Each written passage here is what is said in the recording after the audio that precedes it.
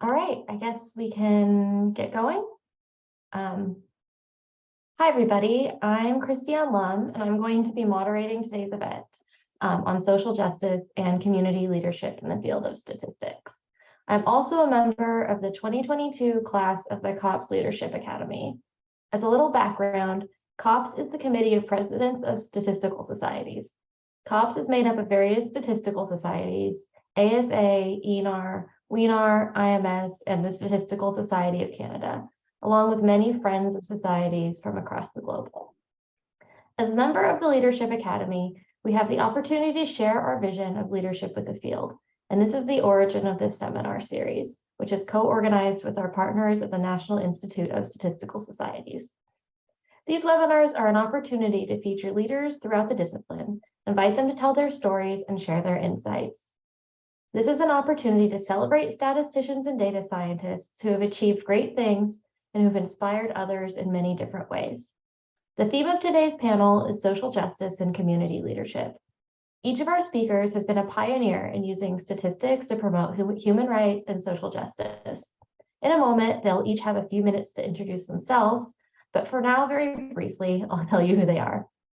Patrick Ball is the Director of Research at the Human Rights Data Analysis Group, where he uses statistics to hold war criminals accountable. Melody Goodman is the Vice Dean for Research and a Professor of Biostatistics at the NYU School of Global Health. Her work has focused on developing solutions for improving health in minority and medically underserved communities.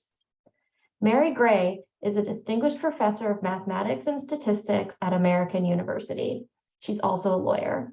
She has done some really interesting work on statistics for human rights, economic equity, the law, and education.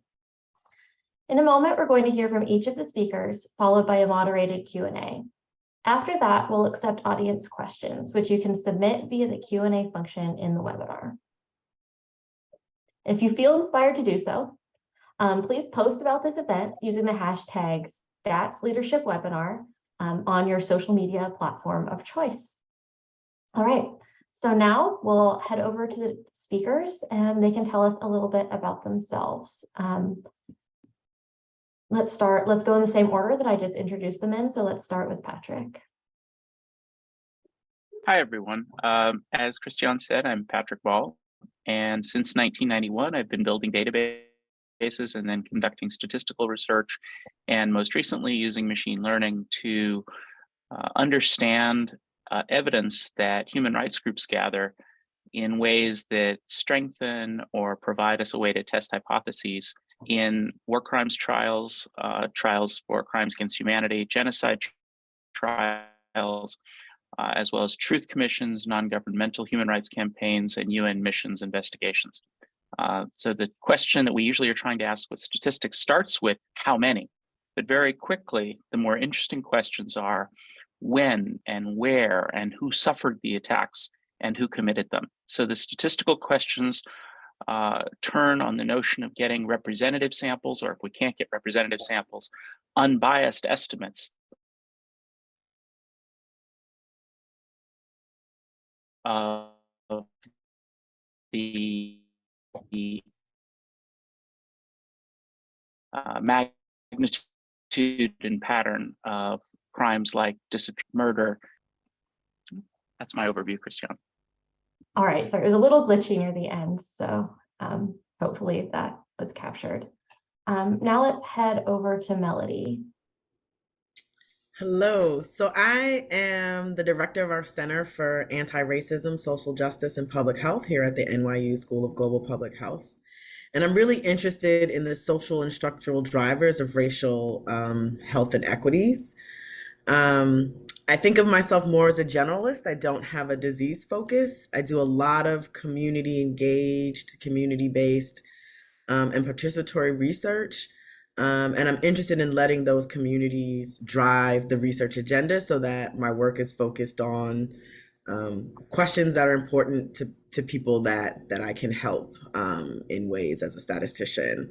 I think most recently, the work that I'm known for is developing and validating a survey tool that assesses the level of non-academic partner engagement in research, really trying to help develop the science of engagement and treat it like a science so that we understand how engagement really impacts the scientific questions we ask, the scientific process, and scientific discovery.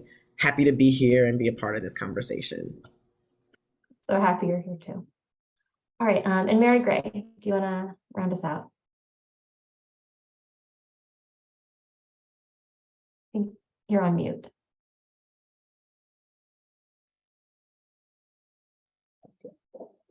I started out being a very abstract mathematician, but I noticed whenever I went to a mathematics conference, there weren't very many women and there were not very many faces other than white faces around.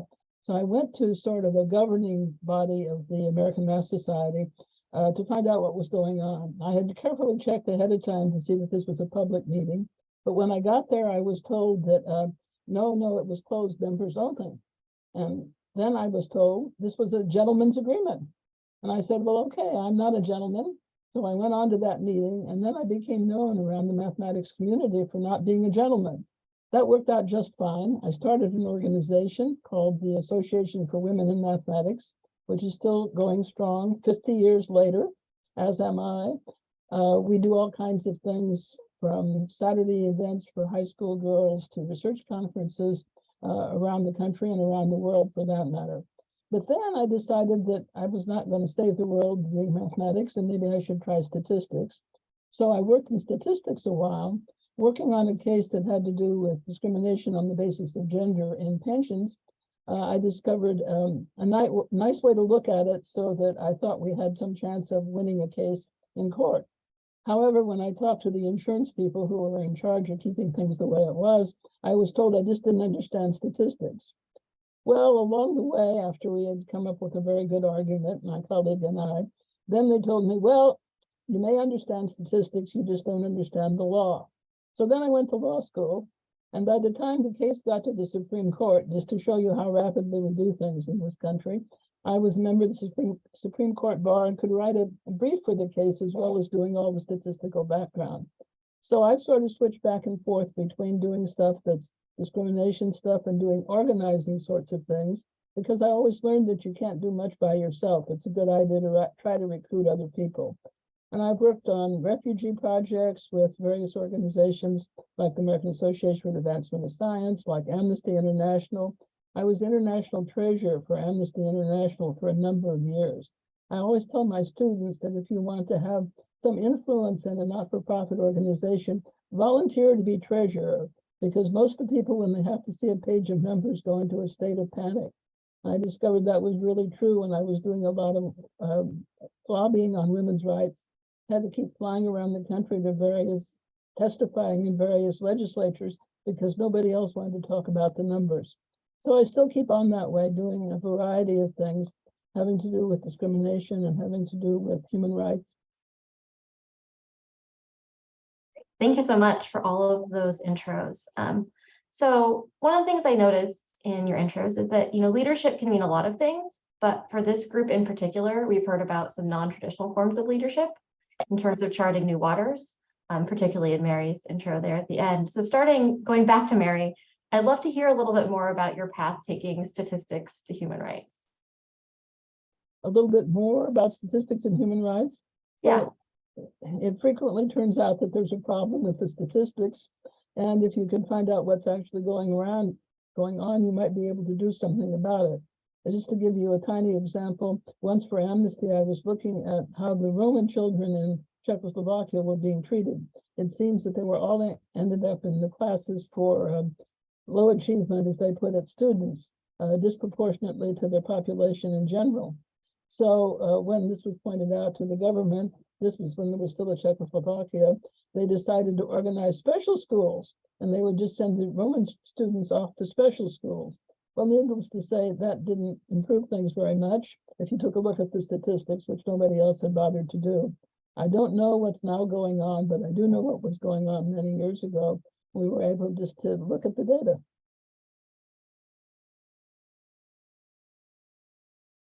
I know Patrick's also worked in that area, so I was hoping Patrick could follow on a little bit with his experience,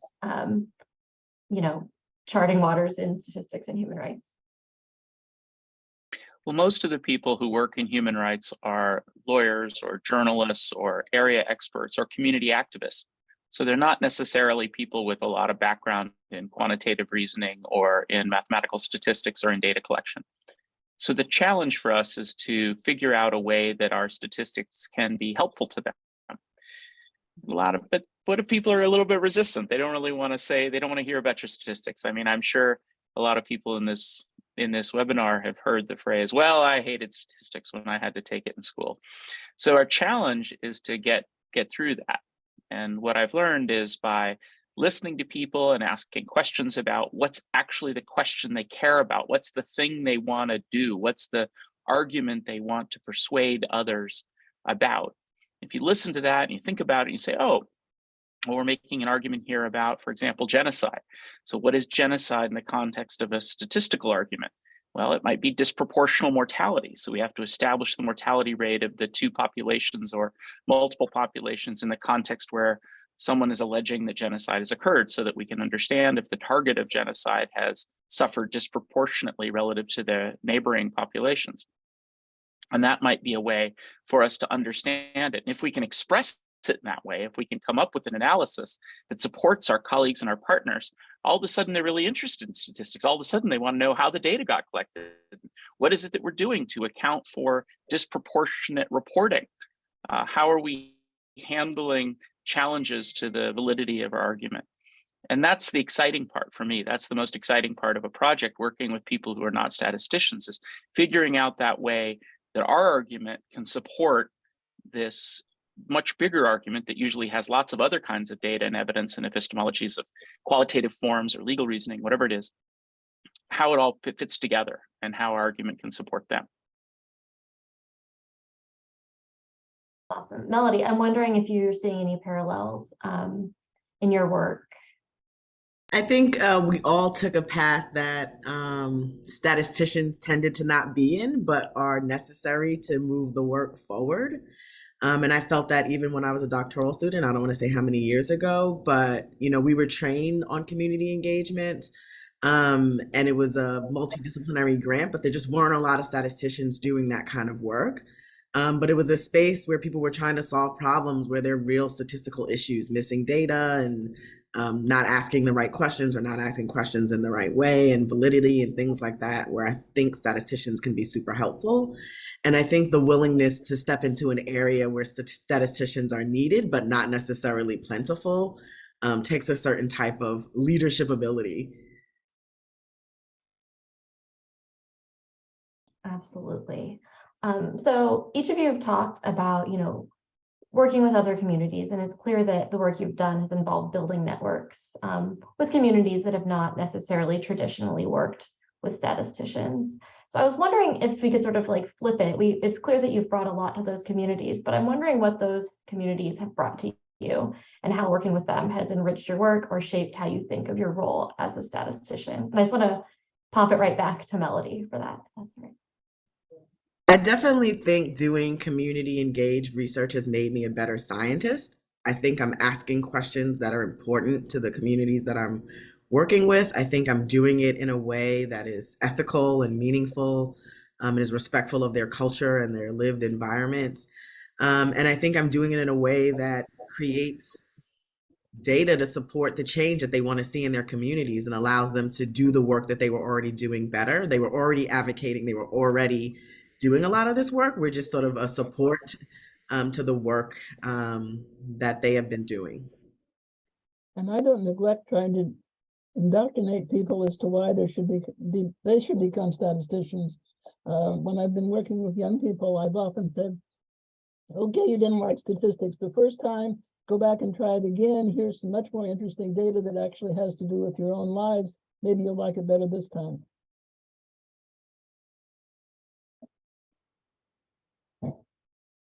Yeah, Patrick, do you have any thoughts on what working with various sort of communities that you don't traditionally think of as statisticians, like how that's enriched your career, your thoughts on statistics? One of the things that I find that non-statisticians think about data is they have kind of this dual and contradictory perspective. On the one hand, people who are really close to the data know how problematic it is. They know that it's been collected in perhaps an inappropriate way. It has a lot of holes in it. It's missing a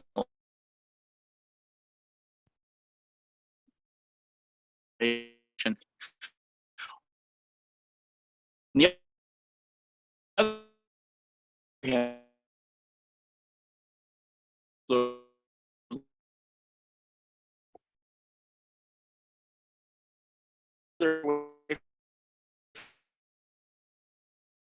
data say, well, what's interesting, take a series of technical steps, or impute missing values, or we're going to try to do some good analysis with it, and trying to figure out how we can get in between those places is something that I feel a really healthy tension with my non-technical.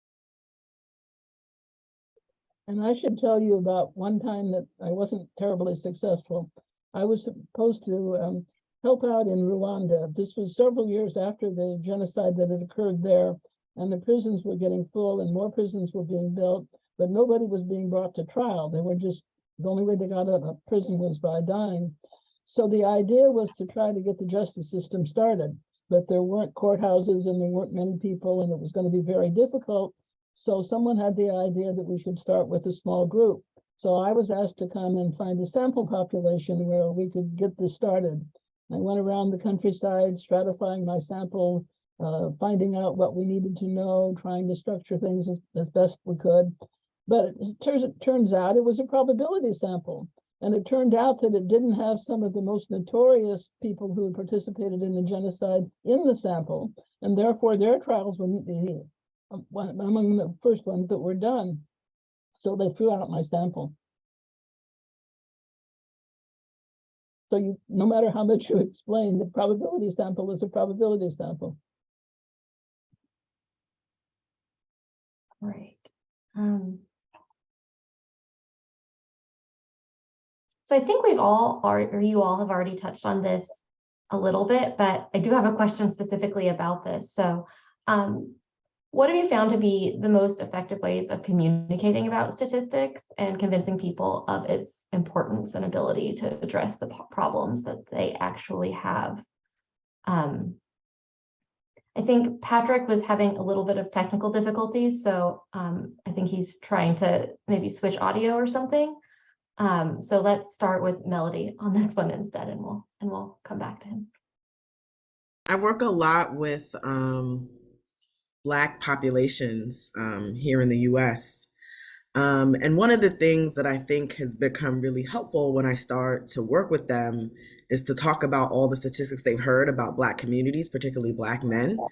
And then I do this thing where I present a bunch of positive statistics about Black communities and about Black men.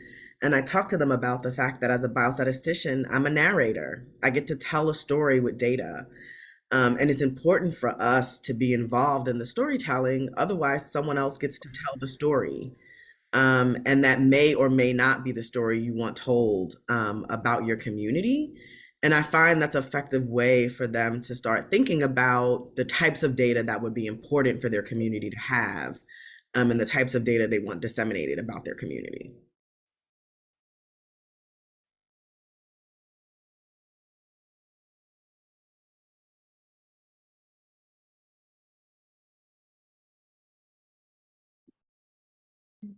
You're muted.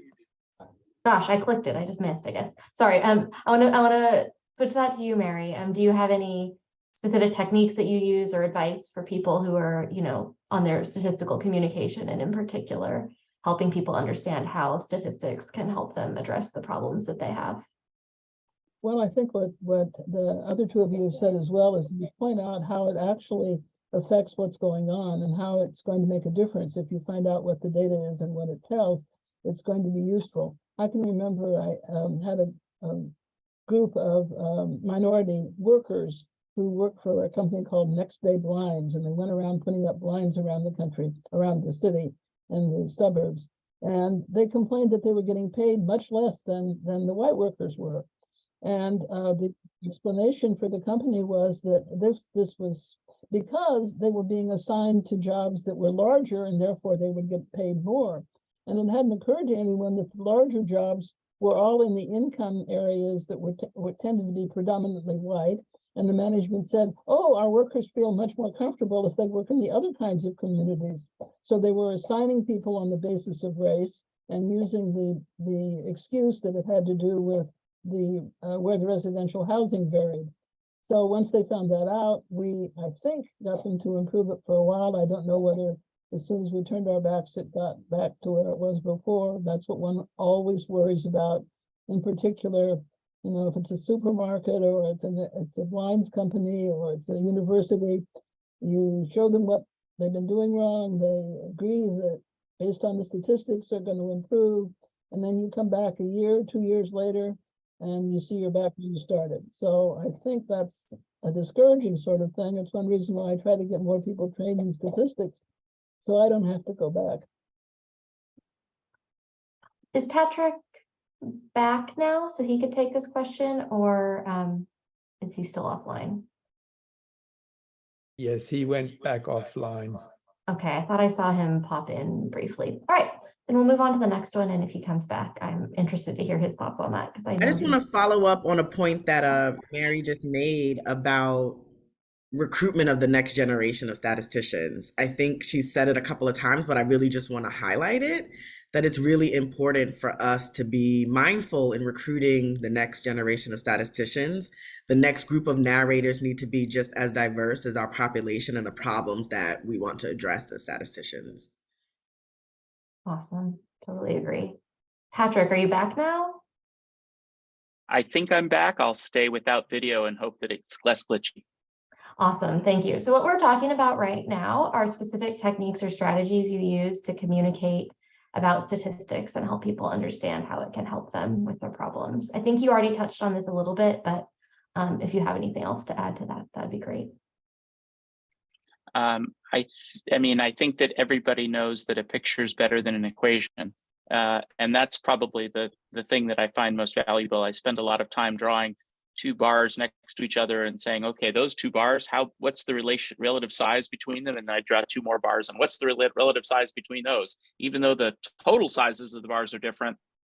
And I think that people think in shapes and pictures really well. And I know that's not much of an insight, but it's one that I come back to every time. Awesome. All right. So I know Melody, in what she just mentioned working with communities who may not see themselves represented in data in very positive ways. I thought that was a really nice example of how you can get people to engage by presenting a positive picture. But there's also the issue of people and their experiences not being represented at all in the data. That's obviously a very related issue. So I'm wondering how you all deal with that in your work when you're working with populations who may not see themselves represented in any way in the data. Is there anyone who'd like to jump in first? I think this has been going great with you all sort of piggybacking off of each other. So.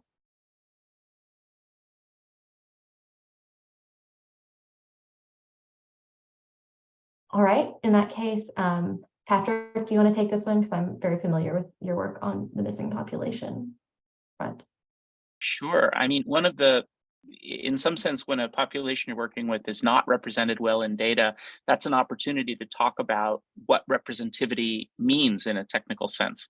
And so figuring out either data collection or more frequently in my work, modeling for missing data becomes really important. And when a population feels that they have been underrepresented, modeling for missing data becomes really important. And I think the most recent example I can think of this is the forced recruitment of child soldiers in Colombia. We heard from, at the Truth Commission, we heard from the Afro-Colombian commissioner who was representing that part of the research effort, who said a lot, hey, our community has been really affected by forced recruitment of soldiers, of youth, of minors, by the FARC guerrillas. And what we found when we corrected for the missing population in that in the forced recruitment data, we discovered that the proportion that we estimated for Afro-Colombian recruits was much higher, for forcibly recruited minors was much higher than in the observed data. I mean, it was not an enormous difference. It was, I think, from 6 to 18%, but that's a lot considering that the Afro-Colombian population is really only 5 or 8% of the population. So it was a pretty substantial disproportionality, and it was important for us to get that right. And I think that the commissioner and his research team were very pleased with this finding. Barry, I'm wondering if you have any thoughts on how your work has touched on missingness or maybe lack of missingness in making cases about what's in or not in data. Well, there's never enough data, seems to be the mantra. You know, people are saying, you're always asking for more, you're always asking for more. And sometimes I feel that is what my main purpose is. People don't see what they don't want to see.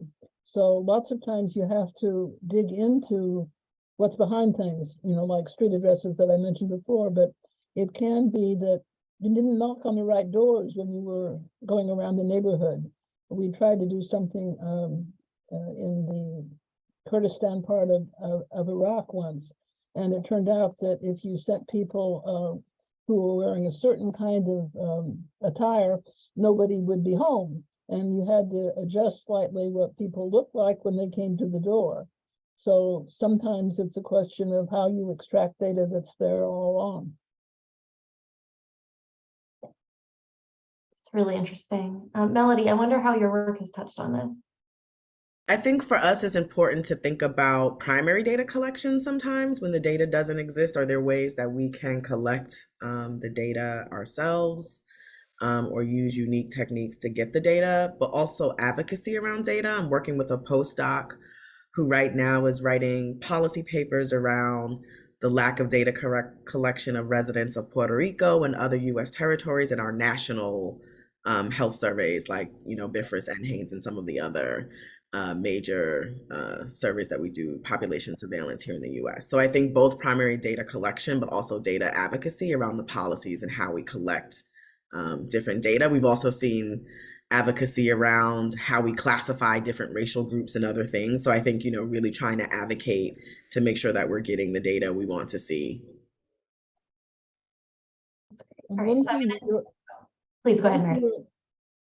One thing you're often told when you're dealing with employment sorts of things is there aren't any people like that, wherever the like that is, the people that are at least not obviously among the employment workforce. And it turns out that it's because they're recruiting only through using a means that most people don't have, or they're only recruiting in an area that most people don't have. And what you need to do is first find out where people get their information. And then if you're going to recruit, you need to go to where people get their information and let them know that there are jobs to be had. Sometimes the shortage of the people you would like to have is as easy as that. Of course, other times it isn't, but at least that's a place to start. That seems like really good advice. All right, quick break. To the audience members, if you want to start putting your questions in the Q&A, start thinking of them. I know there's been a lot of thought-provoking things said here, and now would be the time to do that. I have a couple more questions, but I know it might take a moment for you all to think of what you want to ask. So go ahead and start putting those in now if you do have any questions. All right, so people often come to me because they want to work in areas of social impact or social justice, and they really know what they should do. And often I tell them they need to think of the area that they want to impact, and that's sort of the pathway in. So I'm wondering, from all three of you who've been working in these areas for so long, do you see any opportunities, any sort of topic areas or issues that are sort of dying for statisticians to get involved where they could really make a difference? I think giving people some leads on various issues to which they could apply their skills would be really useful for a lot of people who want to do work similar to the work that you all have done. I'm sure everyone is equally as passionate about their area as I am of mine. So I'll just do a plug for my area and then I'll let everyone else plug the areas that they're working in. But I think you're right. People should work in whatever space they're passionate about. I think doing work around racism and being anti-racist, particularly in statistics, given the history of where our field comes from and a lot of the eugenics work that was done in the foundation of our field, I think is a great space for statisticians who are interested in interesting questions, interesting methods, interesting approaches to address really important questions. And so come join those of us that are in this space trying to do this work. But I'm sure Mary and Patrick will give you just as great pitches for their spaces. And there's tons of other ways to have great impact as a statistician. So I just say, do the thing that makes you excited and the thing that doesn't feel like work and the thing that you would do for free, but don't do it for free. But the thing that you would do for free. Well, one of the things I've learned is that working for people who are not necessarily terribly poor, but don't have enough money to get the kind of defense or the kind of help that they might need in the legal case. Same thing is true of statisticians. They don't have money to hire high-priced statisticians as expert witnesses. On the other hand, if you always work entirely free, lots of times your time gets wasted. So I generally have adopted as very, very low charges that may be as much as $1 an hour if I'm going to help them, because they have to understand that time is valuable. And I think that helps with other things as well. That's what one of my students who was working on a project like that with me said, I never learned before that time really does cost money, even if it's only a very low amount. So that's a technique that, you probably wouldn't like to spread around, is that you have to ask for money for doing social justice, but sometimes it gets more people engaged and you get more for your money. Very cool. Patrick, do you have any thoughts on, areas that are just begging for stats to get involved where they can actually make a difference? I think there's sort of two ways to come at this problem. And one is if you're looking for a job that you want to slot into an existing organization with an existing methodology. If you like an organization, if you think it's really doing great work, that's one thing. The other thing is if you have a bunch of things that you just think are really important, that you and your friends think are important, social or political issues that need attention, things that really get you up in the morning. I mean, I know that's a little hackneyed, but that's kind of the place that I feel like a lot of people's energy is best placed. Now, obviously, you have to find a way to build some kind of structure around that so that you can get paid, as Mary emphasized. You need to be able to build a structure around that so that you can pay other people to help you out in your team. But that's the place where I think a lot of really the most important social impact work gets built. It gets built from really excited and often very young people who are thinking about what the next thing is. And when we had our prep call, one of the things that occurred to me, and I didn't know how to formulate, and I still don't think I know how to formulate very well, is that, if we as people who've been doing work to try to try to bring more justice to the world in some ways, or more dignity to people, or help them build their own dignity and find their own justice with some tools that we can pitch in with, well, quite reasonably, the next generation will come and be very critical of our work. And I find that both really challenging and really useful, because it means that people are thinking about what the next steps are to make the world better. So if you're one of those people who's challenging the people who are a little older than you, who's saying, hey, you guys didn't get it right, there's a bunch of other things that need to be thought through here, that's terrific. Can we bring statistical tools to bear? I'll bet we can. And that would be really interesting. And so that's kind of when you think about where you want to put your energy, think about that thing that you find intolerable about the world that must be changed. That's the thing that we need to pay attention to. That's great. So, that sounds like it's sort of advice for the next generation of statisticians. And I really like kind of ending the moderated or the sort of pre-planned Q&A there, because this is a series about leadership. We started talking about non-traditional types of leadership. And I want to come back to it as we sort of wind this down and move on to the audience questions. So, as leaders in the field, what are the, what's the advice you would give to the next generation of statisticians, just very broadly? Is there anything you'd like to say? So I can speak as someone sitting in an academic setting who has been in an academic setting for a really long time. I think academia has a way of prescribing how they believe things should be done and paths that you can take to be successful. And it's not that I disagree with them, but I think many of us here have charted our own path and maybe gone in different directions and done different things than what would be typically the standard.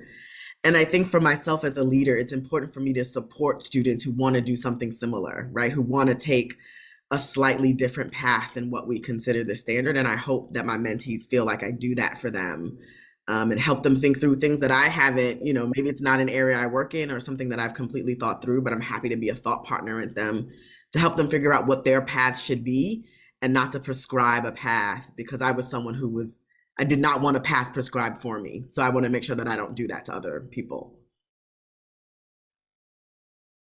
I teach a course in statistics, which is the first graduate course in statistics people take from a lot of different fields. And I like the kinds of things they come up with. For example, the biology students find out something they can go over to the National Zoo and do, having to do with behavior of certain species and how if you got the data, you might find out something that even the people who work at the zoo don't know. Or I had somebody who decided they wanted a good chart of how the amount of clothes that you wore was related to temperature. So we have a quad in the middle of campus here, and they were sitting out in the middle of the quad looking out to see how many clothes people were wearing at certain temperatures. Or I had somebody who was an Uber driver and wanted to figure out what influenced the size of the tips that he got. The data seemed a little strange until it turned out he was an Uber driver who rode a bicycle. So the points of Washington he was going to didn't seem like what I was used to. But then the next time we did it, we had an Uber driver who drove a car. So they can always find something that's interesting to them, like what they might do to increase the amount of money that they're managing to make. All right, well, thank you all so much for answering the questions that I had. A few questions are popping up in the Q&A, and I've also gotten some via the chat. So I'm going to start with the Q&A, and then I might pop over to the person who asked me a question in the chat, and maybe they can ask you. All right, so the first question I have in the Q&A feature is, on the issue of getting the stakeholders to see the value of statistics, one common refrain in the context of human rights is that one doesn't want to see victims as, quote, just another statistic. And we know that numbers by themselves can produce human rights fatigue in the broader population. What's the right balance here? I think there's a balance between numbers and narrative, right? And being able to tell a good story and having some anecdotal evidence. But also that language is really important. I don't think I would, depending on the work, I doubt that I would describe anyone as victims. I probably would allow them to describe how they'd want to be described in that data point or whatever the study is we were talking about. I think I'd say this problem is very closely connected to the question that we're trying to ask. I think fatigue comes in, especially when we argue about magnitude. When we say, well, how many are there? When if we say there are 850,000 people who died in homicides in Colombia between 1985 and 2017, that number is big, and it's very difficult to comprehend. But if instead we position we don't talk about the magnitude, we talk about a pattern. We say, the peak of violence came when the paramilitary groups were killing tens of thousands of people a year between 2000 and 2002. We focus on a very specific moment, we compare it to other moments, and we compare the perpetrators to each other. We get a much clearer sense of what we're talking about. And I think that relieves some of the fatigue, and it also relieves the sense that we're reducing people to numbers on a page. It's really about getting into the analysis of the question rather than just the descriptive picture of how many or what size were things. I really urge people to not focus on the magnitude questions, but rather the pattern.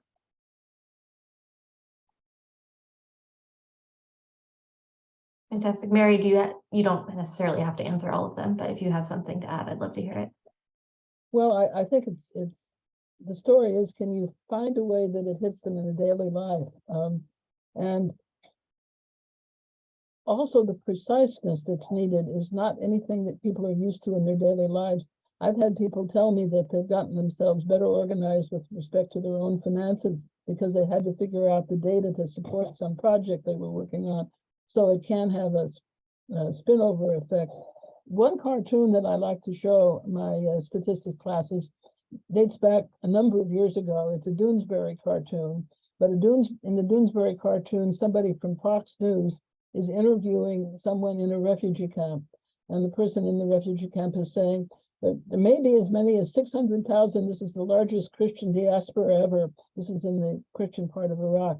Maybe even more than that. And the Fox reporter says, but it could be only 60 people, couldn't it? And that's the cartoon. That's the reason that we need some data.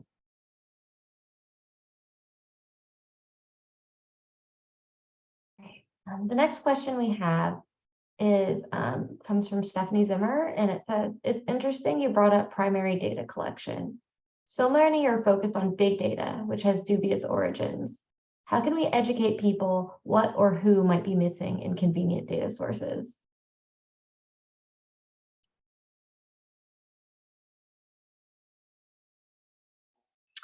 I think this is an important question. I've encountered this issue myself working with electronic health records. As a statistician, you get super excited about the potential volume of data that you may have. But even working in our own health system, there were some disparities between who has an electronic health record. Like not every patient opens up a record and accesses their health chart. And who has that sort of capability and how much they're able to engage. There's also disparities in how much providers put into someone's health record. And so for someone like me who was trying to look at differences by race and ethnicity, there were some structural issues with the data that didn't really allow that because the way the data is input was sort of really different by the variables that I wanted to examine.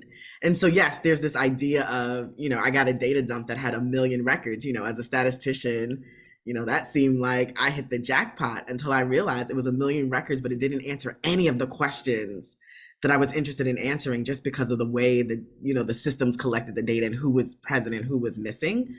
And so I do think we have to be careful when we use these big data sources, particularly when we're trying to answer some questions. We have to think about who's included, who's missing, what are some of the structural issues with those data before we even do any of the analysis.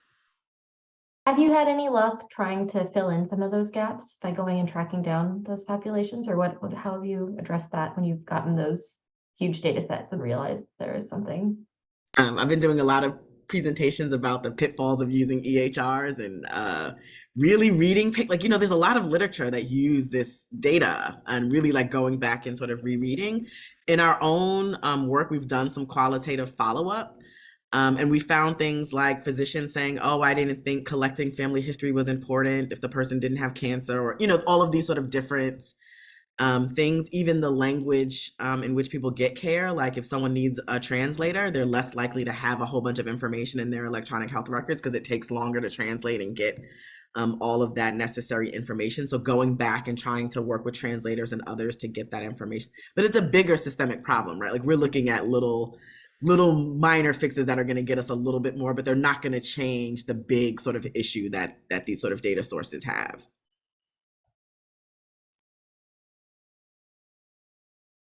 Anyone else want to jump in? I would urge people to consider all data to have substantial missingness problems unless you know exactly how the sample was taken. If you know it was a probabilistic sample and you're confident that that probabilistic sample was taken in a way that is in fact capturing representative information from the population you're interested in, okay, you can go ahead and treat it like you can go ahead and make estimates from it. But if you get a big data set from someplace, I think our starting point should be assuming that that big data set has been collected in a way that has giant blind spots, that's going to have big missing chunks that people just were unable to capture or uninterested in capturing. And once you start from that assumption, your first step is always, hey, what's going to be missing there? Now, the question that was posed here is how do we educate people about what might be missing? And I think the question, one of the ways to do that is to say, well, surely we have some examples of kinds of cases or kinds of people or kinds of situations that are not represented in this data. Why are those situations missing from this data?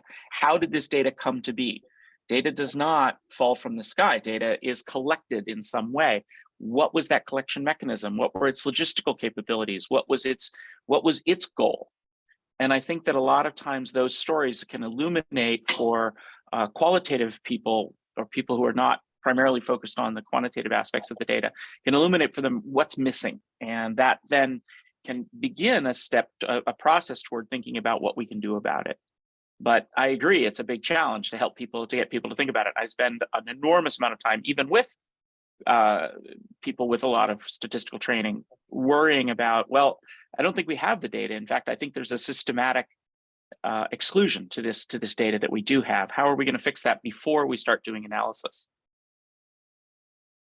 Interesting. So do you have any, have you worked out any sort of strategies for working with the people who aren't typically focused on the tech side of things for sort of eliciting what might be missing? Do you find that people are able to think outside of, you know, like, is there someone like me missing, or do you sort of need to have a pretty good overview of everyone who could possibly be included to come up with those ideas?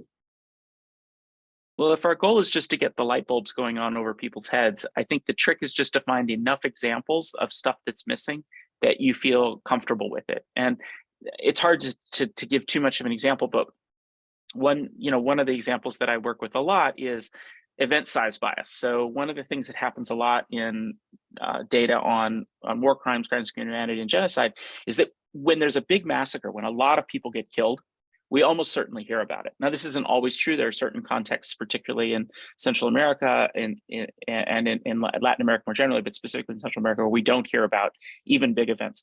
But what we generally do hear about big events get news, big events get attention, big events create a lot of people who aren't there anymore.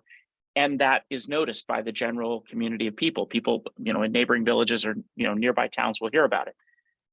The cases we don't tend to hear about are cases that happen one at a time. So, particularly in the context of an ongoing conflict, people will be murdered in specific and selective and focused ways. And those deaths are often really, really scary for their families, because the families are aware that their family member who was murdered was selected, was chosen, was maybe hunted. And so they may be really particularly concerned about talking about that violence. And so they may have really good reasons for not telling anybody about it. And furthermore, when it's just one person, that may attract less media attention. It's more easily covered up. There's a whole series of reasons why we hear less about it. Okay, so how do you take that into the context of convincing people that that's something they need to take into consideration?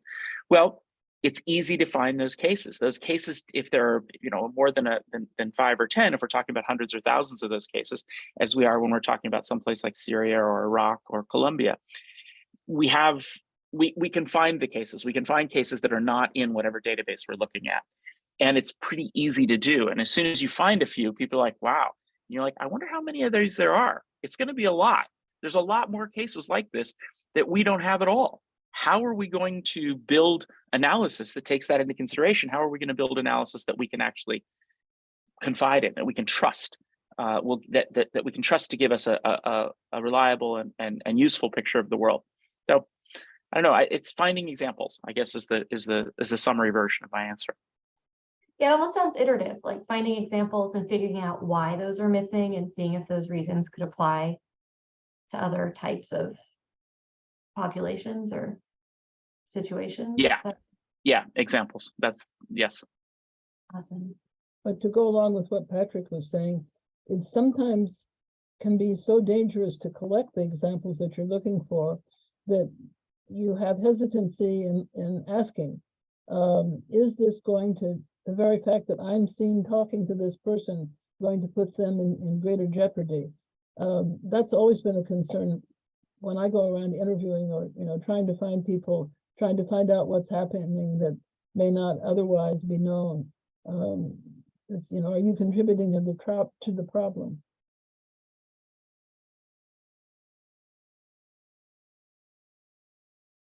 Yeah. All right, we have another question that just came up. This ties into some of the things I think Melody was talking about earlier about, the people who do the statistics kind of get to tell the story. So this is from Jessica Honer, and it says, as narrators helping tell a story with data, we are often soliciting context and qualitative narratives from our collaborators. Do moderators or panelists, I think, have any tips on building trust, rapport, and credibility, especially when we may have very different backgrounds from our collaborators? I think this is where doing community engaged work has really sort of benefited me because, we're co-creating this stuff. And so they're helping to provide that context and that knowledge, and we're working together to interpret the results and determine what we think they mean. And sometimes we're determining where we need to go and get more information, or where things don't look the way we think they would and why that would be. But I think it is important, particularly if you're working with populations that don't normally have a voice, that you allow them to have some voice in the process of telling their story. And it's also, I think, sometimes important to participate in whatever is going on outside of what your actual purpose is. You're tired, you've worked hard all day. Don't just decide that you can quit working for the day when everybody else is going out to have a drink, or everybody is going to some event that occurs, something on the weekends. If you're not a part of the community when you're not collecting data, it's going to be hard to be a part of the community when you are collecting data. I think Mary makes a good point about being present and not like being a helicopter researcher, not only going in the community when you need something, but also think it's important for you to be a resource when the community needs something from you, that you're willing to give back in ways that are maybe not traditional.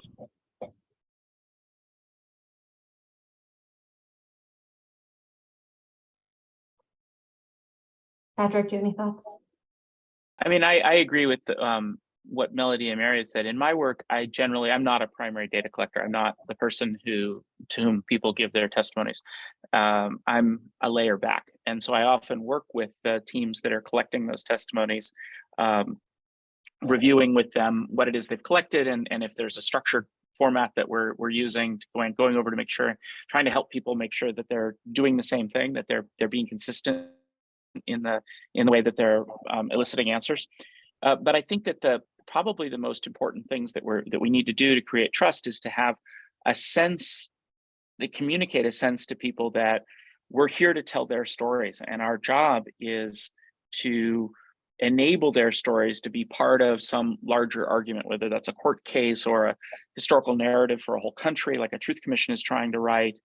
That it's in some way part of their community's interest, or their family's interest even, to have that part of their story told. And if we can't make that argument, if that's not true, if we don't believe that, maybe we should ask why we're doing this. Maybe we should take a step back. Maybe this isn't the project that should be done.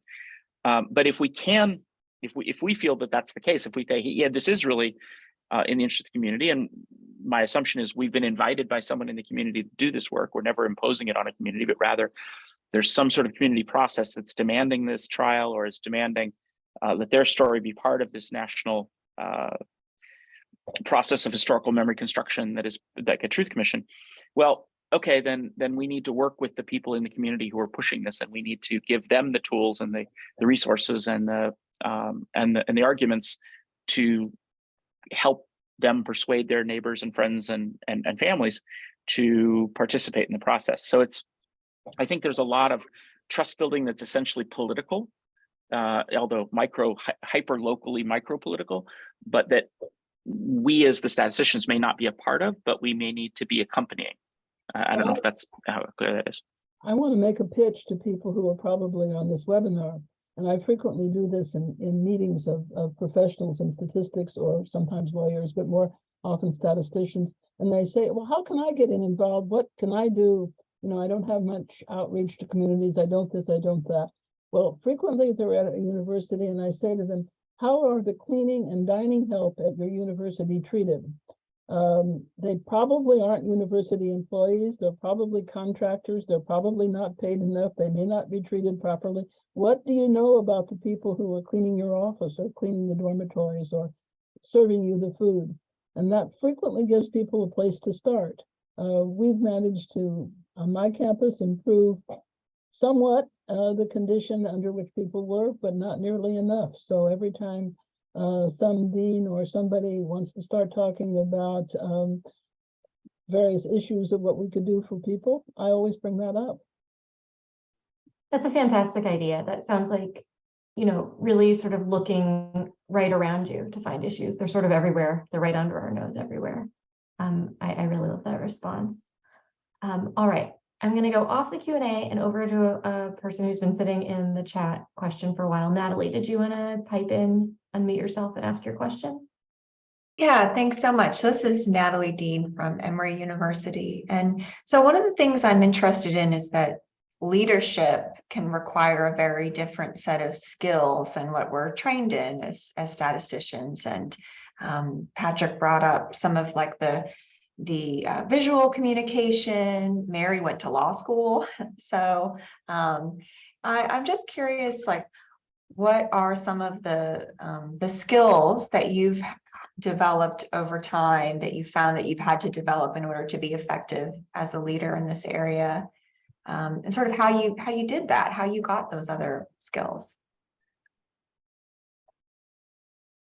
I actually think statisticians make great leaders, at least from my own experience. We've often seen a variety of different types of research studies, so we don't have like a myopic view of things. We tend to try to be objective. We tend to have to communicate with people outside of our discipline. And I think all of those skills that I've developed in my many years as a sort of practicing academic statistician have served me well as a leader. People sort of consider me someone who's going to tell the truth as I see it based on the information I have. And I think that's something that we tend to do as statisticians. I do think, you know, thinking big picture and some of those other things, we do them on projects, but those are some of the skills that I do think stretch us a little bit. And I do think, at least for me, I definitely enjoy numbers more than people. So the communication part requires some work or effort on my part. But I think we tend to have a lot of these skills just by being practicing statisticians.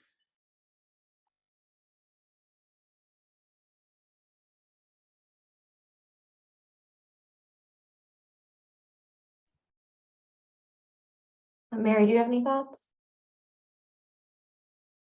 One of the things that I regret is that I haven't spent more time along the way in learning more languages. When I know I'm going to be a place where I need a skill, I spend some time trying to develop at least some rudimentary ability to communicate, so that at least I can make pleasantries when I need to. So expanding your knowledge of languages is something that is very helpful if you're doing human rights work. It's not easy. On the other hand, law school is very easy. Anybody who's thinking about going to law school after having gotten a PhD in statistics, it's so easy, you won't believe it. Great.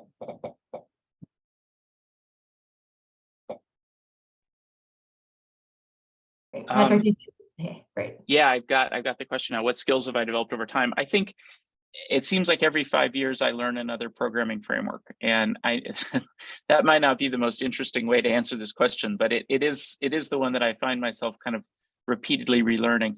And then the other thing that I learn better every year of my career is to talk less and listen more. And I think that's probably something that everybody learns throughout his or her or their life, but it sure is helpful. But studying more and talking less maybe is the thing that keeps getting more important to me every year. You're so right. That's maybe a great way to end a panel. We can all go out and do some listening after this. So we're at time actually. So thank you all so much for the fantastic conversation. Really, really appreciate your taking the time to talk to us about your leadership in these areas and the really fascinating projects that you've worked on. This recording will be posted on the NISS website. So if anybody really enjoyed this and wants to share it with their colleagues, you should be able to find it there. So please do that if you'd like to. And I think I'm obligated to tell you now about the next panels that are coming up in the series. So if you stay tuned for more events from the COPSS-NISS leadership webinar, there's going to be a March event on leadership and research with Trevor Hasty and Susan Murphy, and an event in April on leadership and government with Rob Santos and Denise Ross. So someone else will be moderating those, but I hope you all will come back. And again, thank you so much to our panelists. I wish there were a way to do clapping, but here, just for me. All right, thanks.